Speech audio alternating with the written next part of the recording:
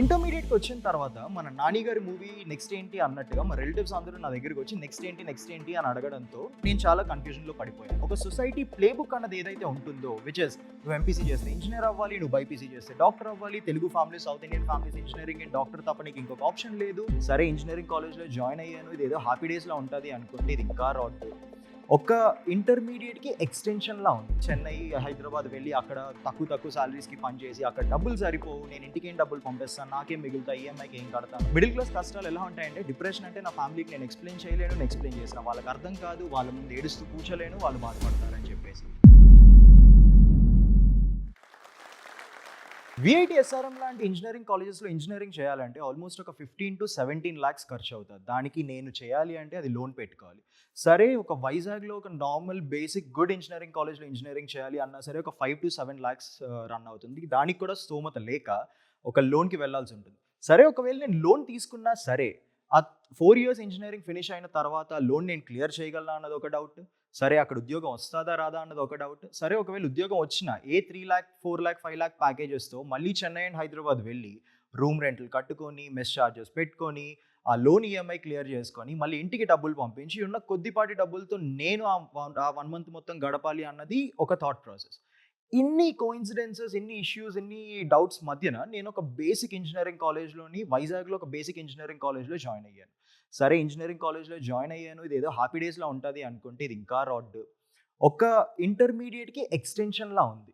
ఇది అంతా అవుతూ ఒక పాయింట్ ఆఫ్ టైమ్‌కి నా ఫస్ట్ 1 అండ్ 2 బిజినెసెస్ రన్ చేస్తూ ఒక స్మాల్ బిజినెస్ ఐడియాస్ నుంచి కొంత రెవెన్యూ జనరేట్ చేసుకొని ఆల్మోస్ట్ 15-20 లాక్ రెవెన్యూస్ జనరేట్ అయిన తర్వాత నేనంటూ ఒక సొంత స్టార్టప్ పెట్టాలి. ఆ స్టార్టప్ పెట్టాలి అంటే ఏబీసీడీ ఆఫ్ స్టార్టప్ నేర్చుకోవాలి అని చెప్పి హైదరాబాద్‌లో ఒక స్టార్టప్‌లో జాయిన్ అయ్యి ఒక 3 ఇయర్స్ వర్క్ చేసి కొంత మనీ సేవ్ చేసుకొని వైజాగ్ వెళ్ళిపోయి నా ఓన్‌గా నేను స్టార్ట్ చేసుకొని నా ఓన్ బిజినెస్ నేను రన్ చేసుకోవాలి అని అనుకున్న టైంలో I had a big issue in my life. నాకు బాగా కావాల్సిన ఒక పర్సన్ ఒక యాక్సిడెంట్ వల్ల నాకు దూరం అయ్యారు. I went into depression.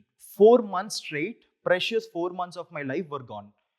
And ఈ 4 మంత్స్‌లోని I had very weird thoughts. I went into depression. I was pushed into depression. I was unable to come out. అక్కడ నుంచి then I started my startup Vertocity. It's been 2 years since I've started my startup Verticity. We are an EdSaaS startup based out of Vizag, and then we moved down to Hyderabad, and we are doing very good in the last 2 years. Okay, 2 different goals toni start ayi building programs for upskilling on the tech domain under 2 different goals though. We are currently present in 250 plus colleges, partnered with 1400 plus companies, and there are 700 plus hiring partners that are associated with us. Ekkado Vizag lo oka chinna startup oka 3 members తో form అయిన ఒక idea ఈ రోజు హైదరాబాద్‌లో ఒక సొంత office పెట్టుకొని ఇంత lakhs and lakhs of revenue ఎలా రన్ చేస్తున్నాం అన్నదే ఈ రోజు నా స్టోరీ. హలో ఎవ్రీవన్, ఐమ్ దర్హాస్ ముగ్గు. నేను వైజాగ్ సింహాచలం నుంచి వచ్చాను. నా చైల్డ్‌హుడ్ మొత్తం almost class 6 and class 7 Simhachalam కొండ మీదనే అయిపోయింది. ఈ సింహాచలం కొండ మీద ప్లేస్ ఎలా ఉంటుందంటే ప్రకృతికి చాలా దగ్గరగా, డెవలప్‌మెంట్‌కి కొంచెం దూరంగా, ఆ చుట్టుపక్కల ఏ డెవలప్‌మెంట్ అయినా సరే ఒక 2-3 ఇయర్స్ తర్వాత అది మా దగ్గరికి వచ్చేది. ఇలాంటి ప్లేస్‌లో నేను 7థ్ క్లాస్ వరకు చదివాను. నేను స్కూల్‌కి వెళ్ళాలంటే కొండ మీద నుంచి కొండ కింద వరకు ఒక బస్సు, కొండ కింద నుంచి మళ్ళీ స్కూల్ వరకు ఒక బస్, ఇలా ఒక సైడ్ 10 కిలోమీటర్స్ ట్రావెల్ చేసి నేను స్కూల్‌కి వెళ్ళాల్సొచ్చేది. ఒకవేళ మార్నింగ్ గాని బస్ మిస్ అయితే నెక్స్ట్ 1 అవర్ వరకు ఇంకొక బస్ ఉండదని చెప్పేసి కొండ మీద నుంచి కింద వరకు ఒక 1000 స్టెప్స్ దిగి అక్కడి నుంచి ఇంకొక బస్ పట్టుకొని స్కూల్‌కి వెళ్ళేవాడిని. ఇలాంటి ప్రాబ్లమ్స్ అండ్ ఇలాంటి ప్లేసెస్‌లోని నా ఎడ్యుకేషన్ కంటిన్యూ చేస్తూ నేను ఎలాగో ఇంటర్మీడియేట్ వరకు వచ్చాను. ఇంటర్మీడియేట్‌కి వచ్చిన తర్వాత మన 'నాని' గారి మూవీ నెక్స్ట్ ఏంటి అన్నట్టుగా మా రిలేటివ్స్ అందరూ నా దగ్గరికి వచ్చి నెక్స్ట్ ఏంటి అని అడగడంతో నేను చాలా కన్‌ఫ్యూజన్‌లో పడిపోయాను. Like every other student who finishes his MPC or BiPC నాకు కూడా కన్‌ఫ్యూజన్ ఉండేది. నెక్స్ట్ ఏంటి అని చెప్పేసి. సో అప్పుడు నాకు అంత అవేర్‌నెస్ లేకపోవడం, నెక్స్ట్ మా ఫ్యామిలీ వచ్చి నాకు సజెషన్స్ ఇవ్వడం, ఒక సొసైటీ ప్లే బుక్ అన్నది ఏదైతే ఉంటుందో విచ్ ఇస్ నువ్వు ఎంపీసీ చేస్తే ఇంజినీర్ అవ్వాలి, నువ్వు బైపీసీ చేస్తే డాక్టర్ అవ్వాలి, Telugu family, south Indian families engineering and doctor తప్ప నీకు ఇంకొక ఆప్షన్ లేదు అన్న ప్లే బుక్ నుంచి నేను బయటకు రావాలి అని అనుకున్నప్పుడు నాకు సరైన గైడెన్స్ లేక ఎన్ఐటీలో ఆర్కిటెక్చర్ సీట్ వచ్చినా సరే లేదు ఇంజినీరింగే బెస్ట్ అని చెప్పేసి సొసైటీ నాకు చెప్పడం వల్ల decided to join in engineering. So intermediate to engineering join అయ్యే ఫేజ్‌లో ఈ కౌన్సిలింగ్ అండ్ ఒక 6 మంత్స్ గ్యాప్‌లో నాకు వచ్చిన ఫస్ట్ బిజినెస్ ఐడియా. నాకు యాక్చువల్లీ ఒక బిజినెస్ అక్యుమెంట్ ఉంది అని నాకు నేను ప్రూవ్ చేసుకొని, నాకు నేను సొల్యూషన్ ఇచ్చుకోగలిగే, నాకు నేను రీజనింగ్ ఇచ్చుకోగలిగిన one particular instance is my first business idea. Grocery startup. మా కాలనీలో ఒక 100 ఫ్యామిలీస్ ఉన్నాయి. ఈ 100 ఫ్యామిలీస్ ఎవ్రీ సండే మార్కెట్‌కి వెళ్ళి వాళ్ళు కూరగాయలు ప్యాక్ చేసుకొని వాళ్ళు రిటర్న్ వచ్చేవారు. For that 30 rupees transportation cost కింద పెట్టుకునేవారు. ఒక 15 రూపీస్ ఒక సైడ్, 15 రూపీస్ ఇంకొక సైడ్ ఆటోకి పే చేయడానికి. సో నా ఐడియా వచ్చేసి ఆల్మోస్ట్ 100 ఫ్యామిలీస్ ఉన్నాయి కదా, అందులో అట్లీస్ట్ 70 ఆర్ 80 ఫ్యామిలీస్ నేను కన్విన్స్ చేసి వాళ్ళ బదులు నేను మార్కెట్కి వెళ్ళి బల్క్లో వెజిటబుల్స్ కొనుక్కొని వచ్చి వాళ్ళ ఆర్డర్స్ బట్టి నేను ప్యాక్ చేసి ఇచ్చేస్తాను. దానికి నేను డెలివరీ ఫీ కింద తీసుకునే price is there transportation price, that is 30 rupees. So ఒక డెలివరీ మీద నాకు 30 రూపీస్ ప్రాఫిట్ కింద వచ్చినప్పుడు per 1 week per 1 week I'm almost getting 2500 to 3000 rupees as my revenue. ఇది నేను జస్ట్ ఇంటర్మీడియట్ ఫినిష్ చేసి ఇంజనీరింగ్ జాయిన్ అవుతున్నప్పుడు this was my first business idea. ఇది అయిపోయిన తర్వాత ఇంజనీరింగ్ నేను జాయిన్ అవ్వాలి, అది ఎలాగో ఫిక్స్ అయిపోయాను. ఈ ఇంజనీరింగ్ జాయిన్ అవుతున్నప్పుడు శేఖర్ కమ్ముల గారి హ్యాపీ డేస్ మూవీ చూశాను. ఇది చూసి ఇంజనీరింగ్ కాలేజ్ అంటే ఇలాగే ఉంటుంది, చాలా ఫన్ ఉంటుంది, amazing, it will be amazing అని చెప్పేసి ఫస్ట్ డే కాలేజ్కి వెళ్ళిన తర్వాత it was utterly shocking. 9 to 5 classes అవుతున్నాయి, ఏదో ఇంటర్మీడియట్కి ఒక ఎక్స్టెండెడ్ వర్షన్ లాగా ఉంది. ల్యాబ్స్కి తీసుకొని వెళ్తున్నారు, ప్రాజెక్ట్స్ రాయిస్తున్నారు, ఏదో మొక్కుబడికి ప్రాజెక్ట్స్ చేయిస్తున్నారు. And next every one were running behind ఆ డిగ్రీ ఒక పేపర్ వెనకాతల.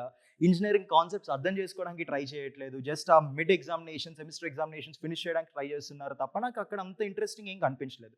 సరే ఎలాగో ఇంజనీరింగ్ జాయిన్ అయ్యి అందరూ అంటారు కదా, ఫస్ట్ ఇంజనీర్ అవ్వు, ఆ తర్వాత అందరూ అంటూ ఉంటారు కదా, ఫస్ట్ నువ్వు ఇంజనీర్ అవ్వు, ఆ తర్వాత నువ్వు ఏం చేయాలి అని అనుకుంటే అది చేసుకో అని అంటారు కదా. సరే అలాగే చేద్దాం అని ఇంజనీరింగ్ లైఫ్ బోరింగ్గా ఉన్నప్పుడు అప్పుడు నా సెకండ్ స్టార్ట్అప్ ఐడియా నాకు వచ్చింది, that is Tarang books. This is again very small business idea. ఒక నార్మల్ నోట్ బుక్ 35 రూపీస్కి అమ్ముతున్నప్పుడు అలాంటి Classmate or any other classic or Shubhodaya paper product note books 35 రూపీస్కి ఒక నోట్ బుక్ అమ్ముతున్నప్పుడు అదే నోట్ బుక్ని నేను 32 రూపీస్కి మ్యానుఫ్యాక్చర్ చేసి 35 రూపీస్కి అమ్మేవాడిని. అప్పుడు నాకు 3 రూపీస్ పర్ బుక్ ప్రాఫిట్ వచ్చేది. సో నేను తీసుకొచ్చిన ఇన్నోవేషన్ ఏంటి అంటే ఫ్రంట్ కవర్ అండ్ బ్యాక్ కవర్కి DC, Marvel and other comics designs add చేసి లాస్ట్ పేజ్లో నేను యాడ్స్ రన్ చేశాను. ఇవి ఎలాంటి యాడ్స్? మా కాలేజ్ చుట్టుపక్కల ఉన్న 5 to 6 ఈటరీస్, షాపింగ్ మాల్స్ దగ్గరికి వెళ్ళి నీ యాడ్ నేను నా బుక్లో రన్ చేస్తాను, నువ్వు నాకు కొంత స్పాన్సర్షిప్ మనీ ఇవ్వు, నీ కూపన్స్ అటాచ్ చేస్తాను, any one who gets these coupons to you వాళ్ళకి ఒక పర్టికులర్ డిస్కౌంట్ ఇవ్వు ఆన్ యువర్ ప్రోడక్ట్స్ అని చెప్పి యాడ్స్ రన్ చేసి I started selling these books for a profit of 12 rupees. యావరేజ్గా ఒక ఇంజనీరింగ్ స్టూడెంట్ ఒక సెమిస్టర్కి 6 బుక్స్ యూజ్ చేస్తాడు, 6 long white note books use చేస్తాడు. ఒక సెమిస్టర్కి 6 నోట్ బుక్స్ అంటే ఒక క్లాస్ రూమ్లో యావరేజ్లీ 40 to 50 స్టూడెంట్స్ ఉంటారు.